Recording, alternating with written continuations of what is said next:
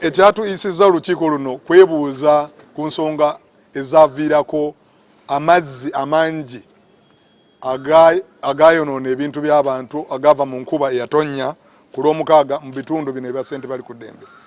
Era tukanyiza nti emirimu gyonna egigenda mu maaso ku mwalo ogwo gisooke giyimirizibwe paka badirekita baffe aba engineering ne technical planning ne physical planning basooke batunule mu application balabe nti ddala bibagenda okuzimba biri mu mateeka ate nga tebijja kukosa mwala.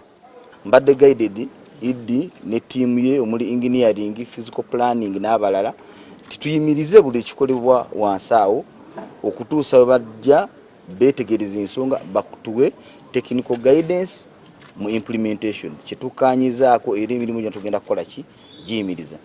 Sikiwa nti muntu yange ya Katonda mutuufu sobola okusiba ekkubo erigenda eri Mukama. Era twakanyiza nti tulina bye tulina okukola amanga okulaba nti ekijukizo kino kiri accessible at all cost.